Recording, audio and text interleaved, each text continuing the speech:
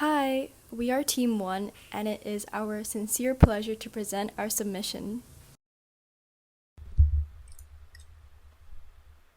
To start us off, having three clients was a new experience to all of us, hence the planning part of the design became crucial for the architecture.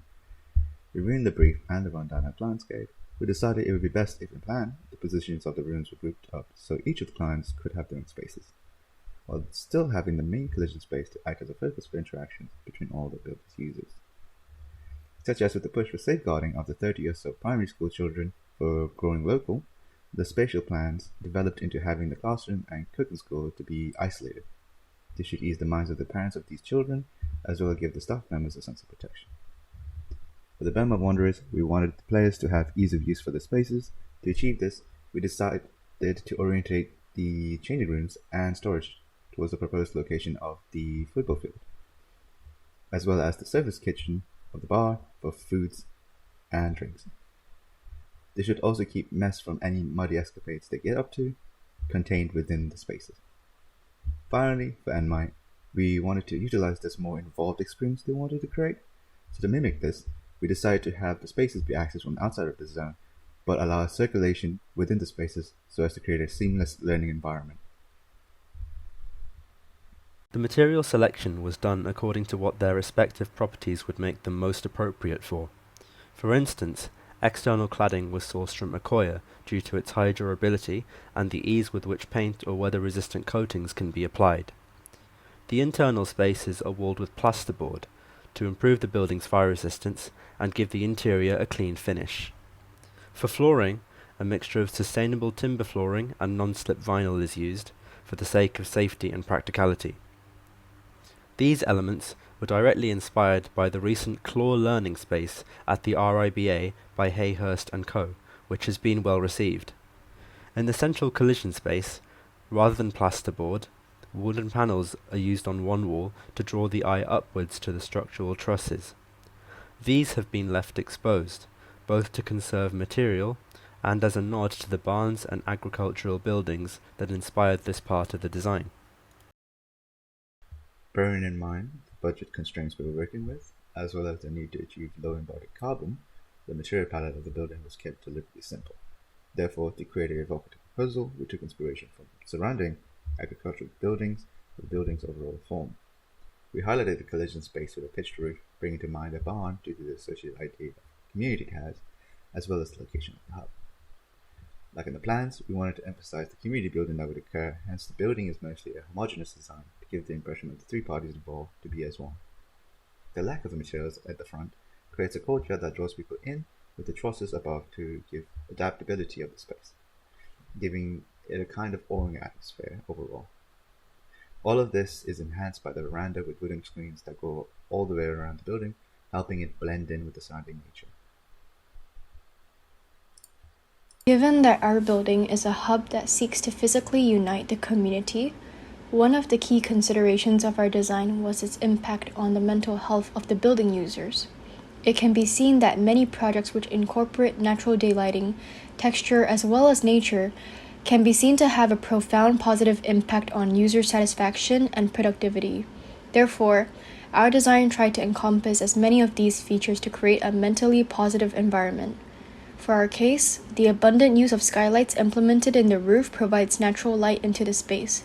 This allows building user to peer into the sky to take a break from artificial lighting, which reduces the physical strain on the eye. The approach of the engineering team was to provide a design solution fulfilling the stakeholder requirements that would conform to a variety of British and European standards. We did this whilst also considering ways to minimise the embodied carbon. The result would be a building which would be safe, practical and conscious of its carbon footprint.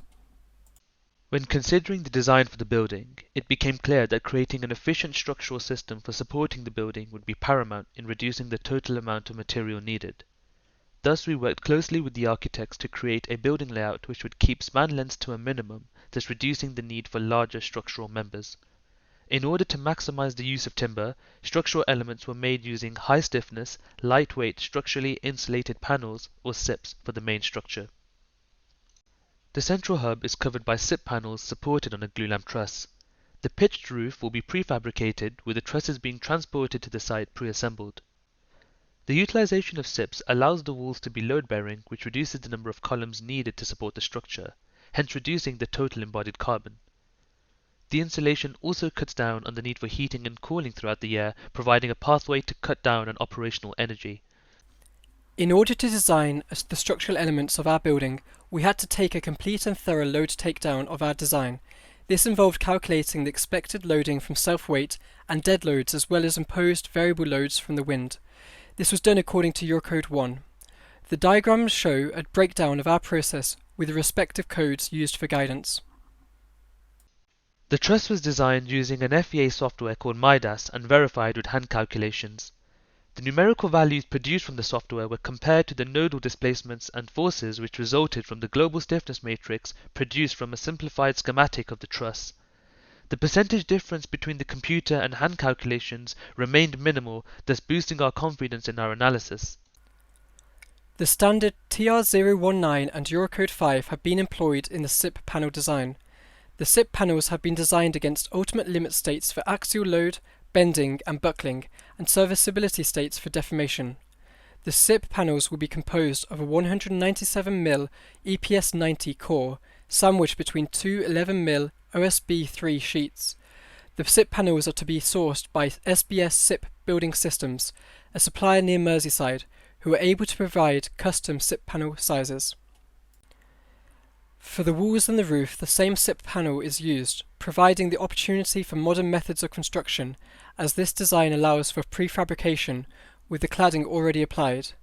The SIP panels for the roof span across two timber I-joists, which has the advantage of reducing the maximum deformation of the panel.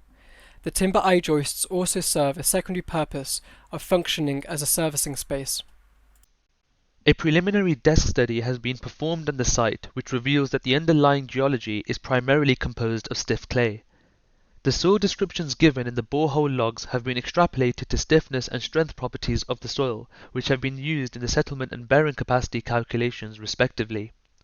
Calculations have shown that a 1 meter deep by 0.6 meter wide strip foundation would provide sufficient bearing capacity and reduce the effects of differential settlement.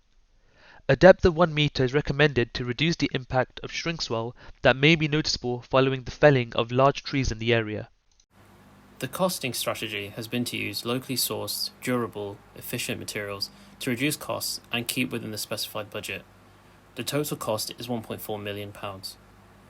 The largest cost in the hub comes from the SIP wall panels, costing approximately £100,000.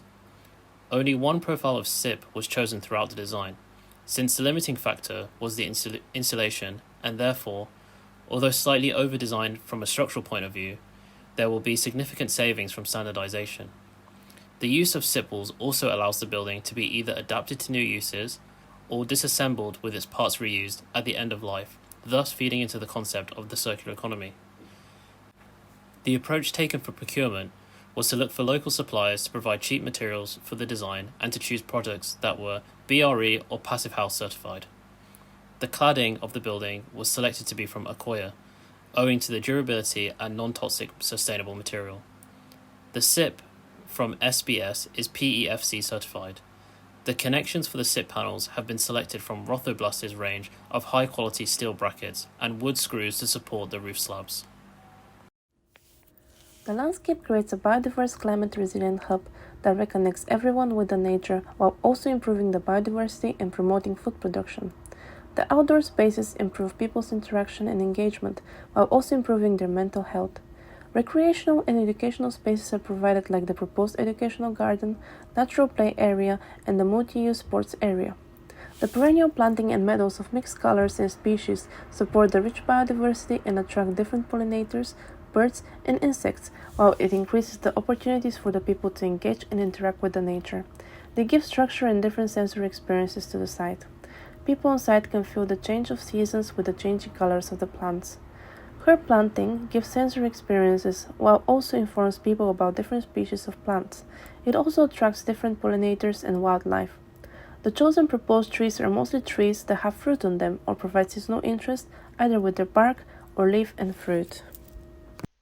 This concludes our presentation. We hope you enjoyed it, and thank you very much for listening.